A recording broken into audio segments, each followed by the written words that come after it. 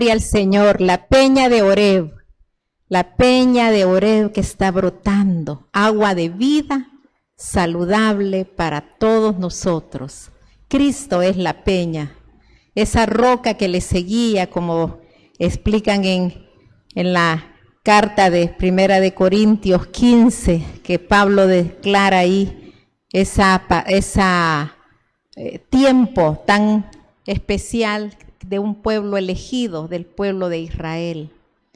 Y sabemos, hermanos, que hay muchos salmos, el Salmo 105, 106, que hablan sobre esas jornadas, y lo mismo que tenemos en el libro de los Hechos, que lo hacen referencia. Pero hermanos amados, hay que tratar de hacer un resumen para poder tener guardado en el cofre que tenemos, que se llama corazón, los tesoros de la palabra. Así que vamos a orar, vamos a darle inmensas gracias al Señor, porque sabemos, hermanos, que Cristo es la peña que nos da el agua de vida. Señor Dios de Israel, usted que está sentado en ese trono de gloria, Señor, a la diestra del Padre, que es el abogado que tenemos, que en su muslo se lee el fiel y el verdadero, que está la sangre del pacto, está como señal que usted es el verdadero Dios, el verdadero Rey, el verdadero Señor, el verdadero Mesías, Yeshua, el Mesías, el descendiente del linaje de David. Señor, sabemos que Natán, el profeta, en lugar de ir a destruir ese linaje de la tribu de Judá que venía de generaciones en generaciones, más bien lo exhortó, le puso también la factura del pecado, pero asimismo lo levantó y proclamó que de ese rey, de David, iba a venir una descendencia eterna, que el cetro nunca iba a ser quitado y que eternamente iba a estar sentado un rey en el trono de Israel, y ese rey es Jesucristo. Señor, gracias, porque a ese rey adoramos, a ese rey le servimos, a ese rey le damos las alabanzas, le damos nuestras oraciones, le donamos por amor y porque lo deseamos voluntariamente, le donamos nuestro tiempo, porque Él es el dueño del tiempo. Él es el dador de la vida. Él es el deseado entre 10,000. Él es el maravilloso que hace prodigios y portentos en su pueblo. Gracias, Señor, porque usted merece toda la gloria, la estrella de David. Sea el honor y la gloria en este momento, porque vamos a abrir la Escritura y vamos a declarar el Dabar de Dios, el logo de Dios, que es usted mismo. Amén. Hermanos amados, hemos llegado al libro que se llama Deuteronomio. Deuteronomio es el nombre en traducción del griego, pero nosotros nos vamos a ir a la raíz, y la raíz se llama Devarim, que viene de Dabar, y Dabar es palabra, y la palabra, hermanos, es un discurso en hebreo. Entonces, este es el discurso. Esta es la exposición bíblica. También puede ser una cosa.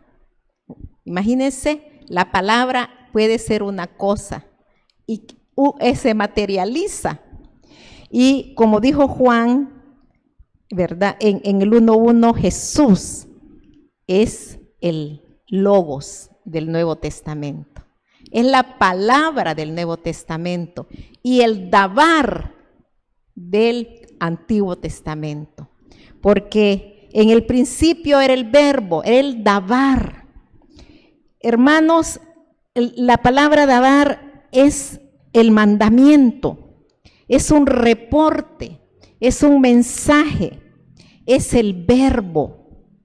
El Dabar del Antiguo Testamento es Jesucristo, como es el Logos del Nuevo Testamento. Es la misma palabra, es el mismo discurso, es el mandamiento, el reporte, el mensaje, el Verbo encarnado. Es algo maravilloso, hermano, ver la perspectiva del hebreo y el griego, porque ahí se abren los tesoros gloriosos que nosotros nos hacen sentir una pasión aún más fuerte por la palabra de Dios. Y entonces, hermanos, este libro de Deuteronomio tiene eso exactamente.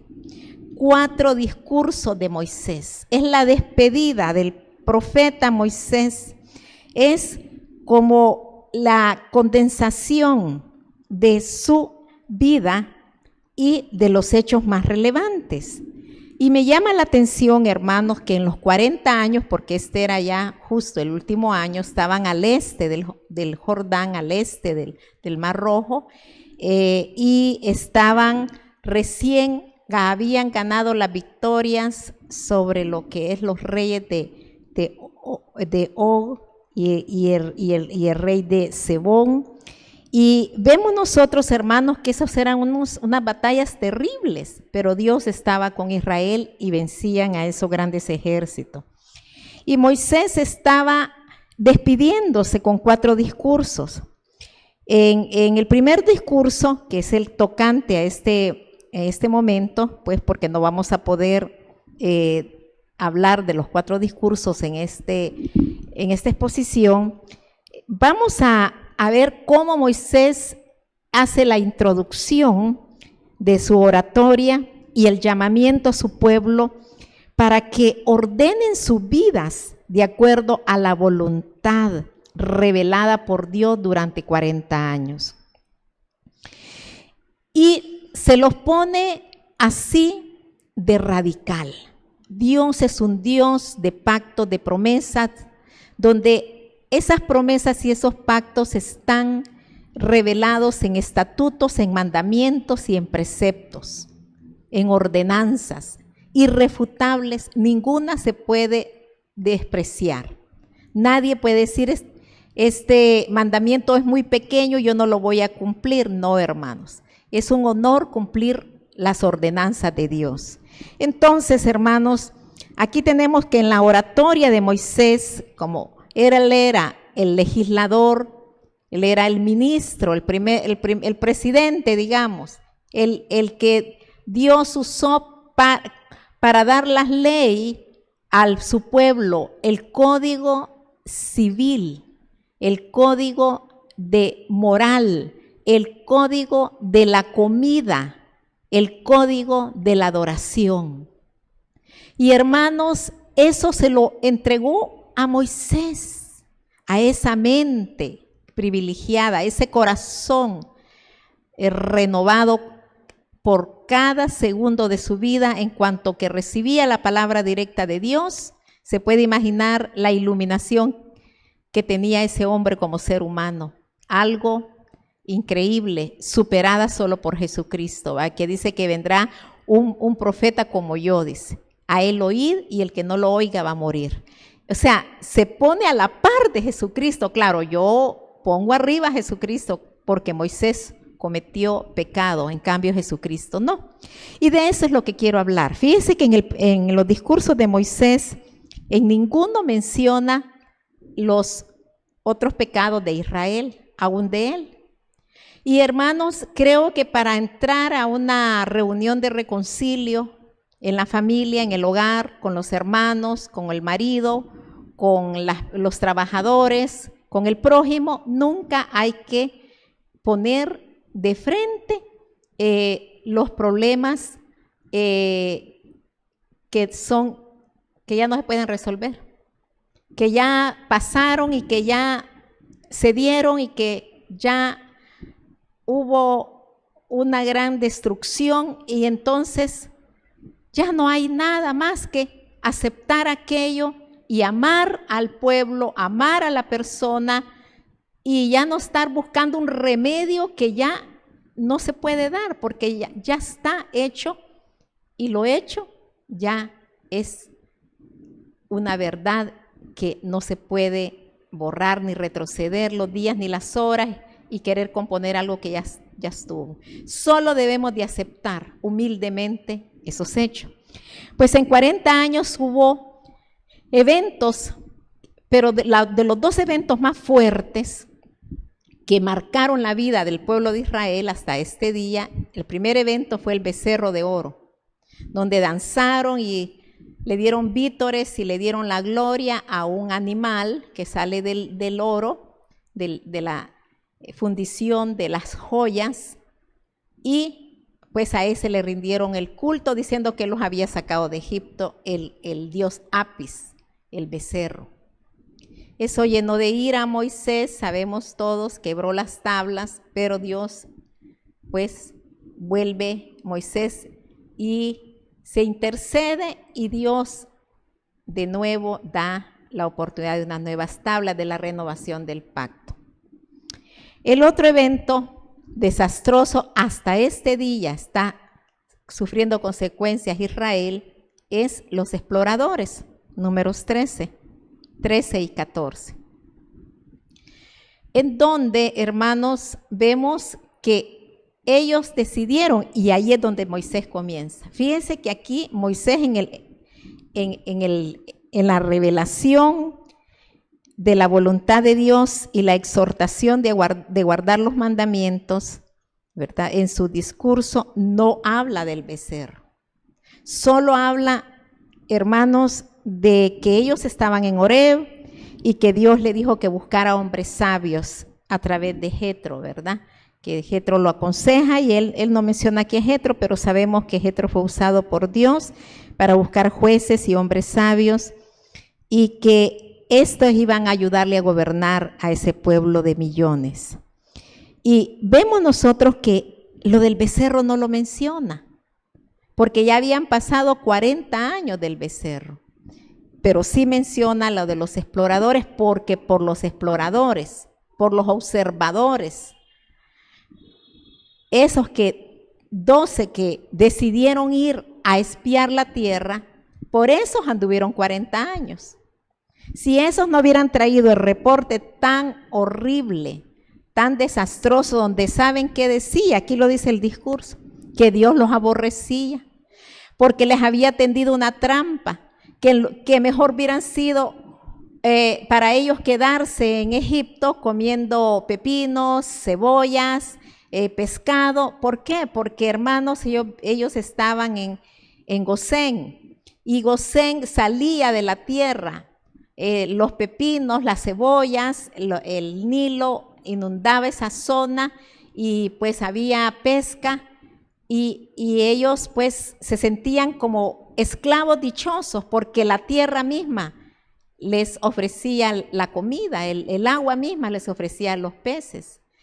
Pero, hermanos, sabemos que estaban en esclavitud, que estaban con el látigo, con el déspota, y pues estaban siendo golpeados. De eso no se acordaban, mire qué amnesia más grande, se acordaban de lo que comían, y que querían regresar porque decían ellos que habían unos muros tan altos que no iban a poder ellos destruir, porque los amorreos y todas las tribus de ahí y los cananeos construían sus ciudades en lomas, en montañas. Entonces ellos veían de abajo para arriba y veían aquellas murallas que no se podían destruir según el entendimiento de estos 10. Y, hermanos, eso puso que la historia de Israel cambiara para siempre, porque el pueblo se desalentó, porque creían ellos que era un engaño de Dios, y el pueblo les creyó. Y así fue como en Números 13:14 Dios dicta la sentencia. La primera es: no van a pasar la tierra, sí que van a peregrinar 40 años. Y un día por año, por los 40 días que estuvieron explorando la tierra. Y Josué y Caleb salvó la situación, y por medio de ellos hubo redención, respiro y liberación, porque Dios dijo, pero van a pasar la nueva generación y solo Josué y Caleb son los únicos que van a pasar. Moisés, ¿por qué no fue contado? Por otro evento. Bueno, estos son los eventos más desastrosos. Eso sucedió el 9 de Av.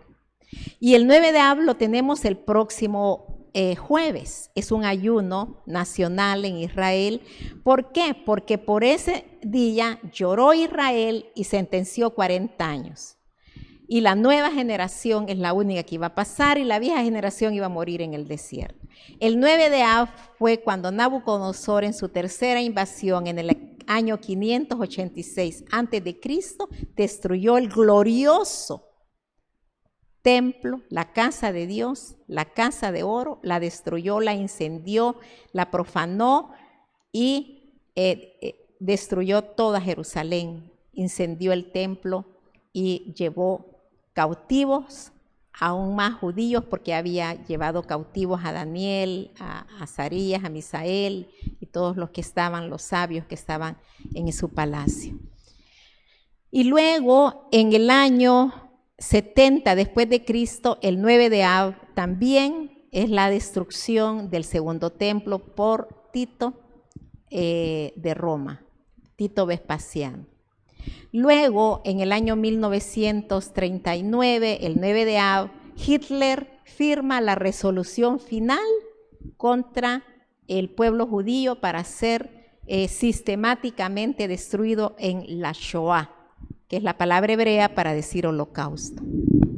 Asimismo, el 9 de Av hay otros eventos, como por ejemplo la expulsión de los judíos de Inglaterra, y se ha visto desastres tras desastres el 9 de Av. Marcó la historia de Israel para siempre. Y aquí tenemos que ese es el evento que es mencionado por Moisés. No menciona el becerro, tampoco menciona cuando él golpeó la roca que les daba el agua, porque no había agua y el pueblo murmuró y golpeó la roca. Tampoco, que eso se da en número 20, tampoco menciona a Coré, a Adán y a Abirán, que fueron Coré, el levita coatita, los que cargaban los muebles santos de santos, y Abirán y Dan eran los de la tribu de Rubén que se rebelaron contra Moisés y Aarón. No los menciona.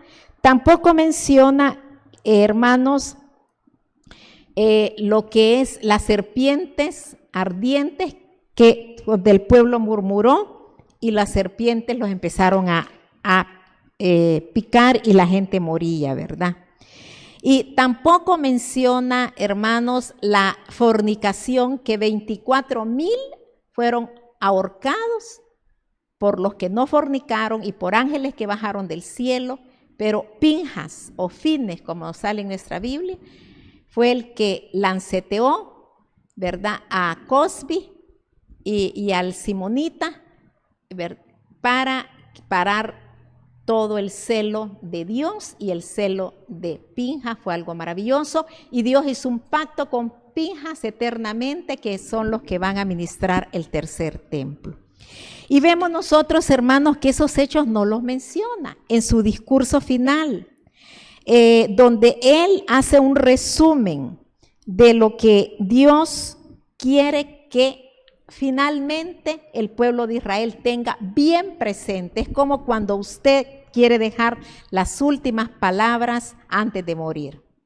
Y hermanos, quiero decirles que este libro de Deuteronomio o de Barín, que es considerado la segunda ley o la exposición de la ley, porque la primera ley se resuelve de la teología judía, que es el libro del Éxodo, y la segunda, que no es porque sea de menor importancia, sino que es el libro de Deuteronomio o de Barín, es tan importante, pero tan importante, que es el más usado por nuestro Señor Jesucristo, por Pablo, por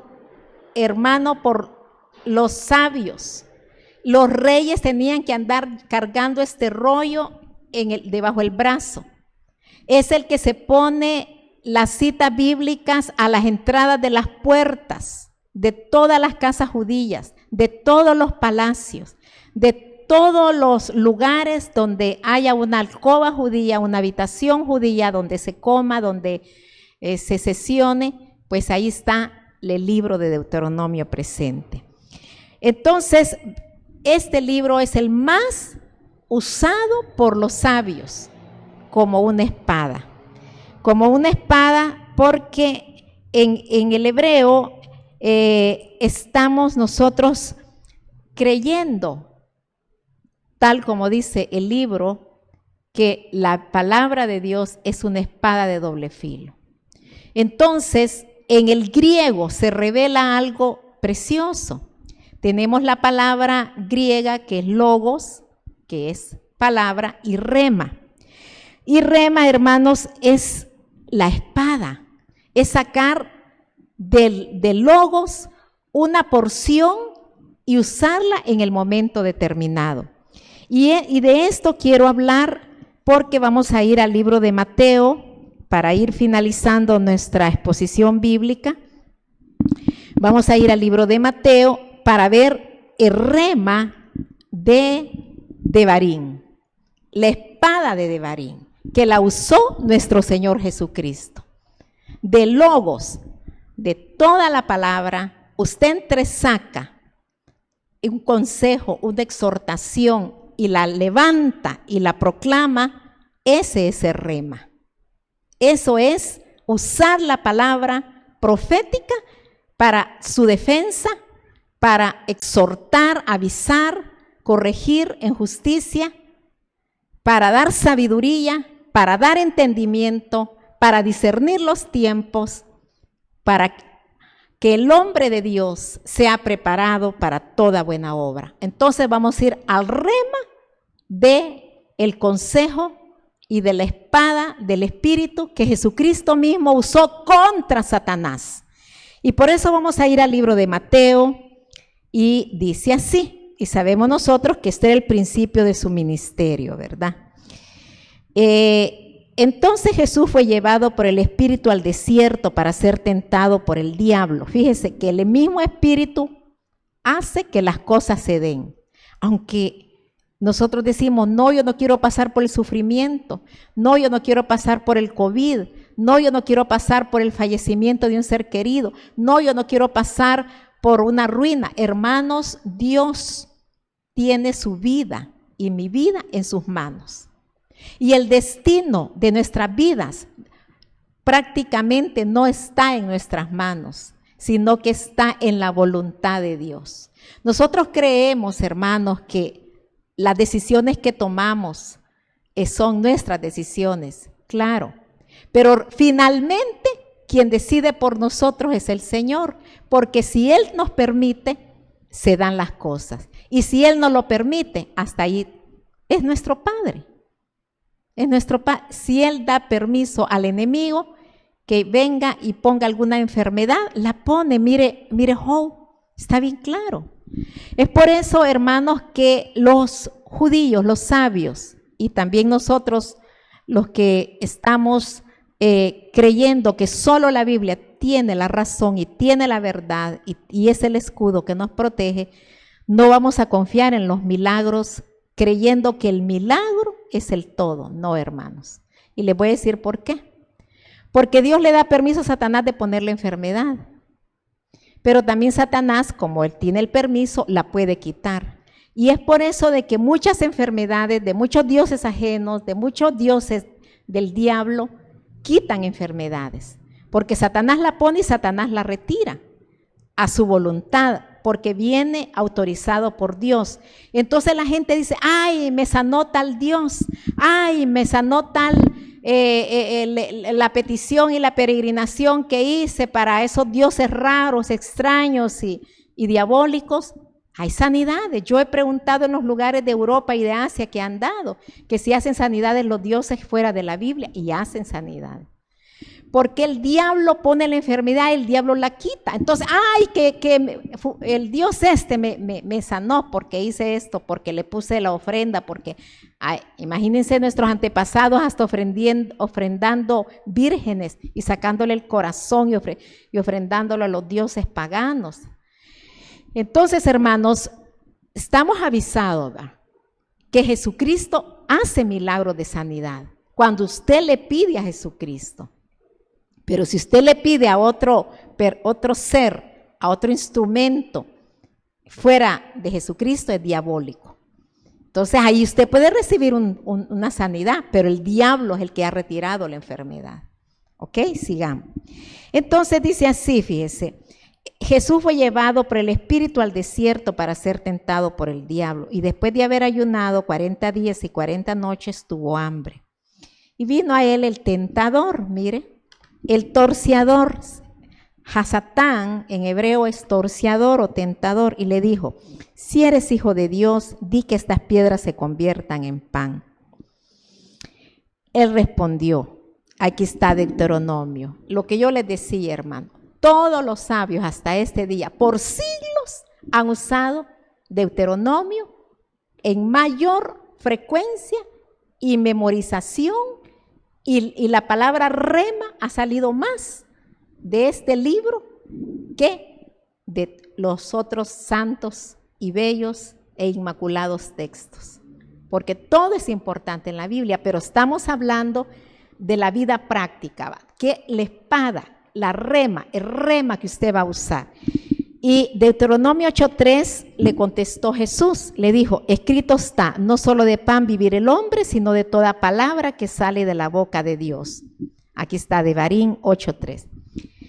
Y entonces el diablo lo llevó a la santa ciudad, o sea, a Jerusalén, y lo puso sobre el pináculo del templo y le dijo: si eres hijo de Dios, échate abajo, porque escrito está, a sus ángeles mandarán acerca de ti y en sus manos te sostendrán para que no tropiece con tu pie en piedra. Salmo 91, 11 y 12. Mira el Satanás, mentiroso, padre de mentira, torciador, sacando el Salmo 91, sacando la espada, haciendo rema también él con la palabra. ¿Se da cuenta, hermano? Qué engaño más grande, se viste como ángel de luz. Pero mire la sabiduría de Dios, le contesta de nuevo con el libro de Deuteronomio, en este caso capítulo 6, versículo 16. Y Jesús le dijo: escrito está también, no tentarás al Señor tu Dios. Y por tercera vez, ¿verdad?, lo llevó el diablo a un monte muy alto y le mostró todos los reinos del mundo y la gloria de ellos, y le dijo: todo esto te daré si postrado me adorares. Entonces Jesús le dijo, otra vez el libro de Deuteronomio, ahora el capítulo 6 y el versículo 13. Vete, Satanás, porque escrito está, al Señor tu Dios adorarás y a Él solo servirás. ¿Y qué pasó ahí?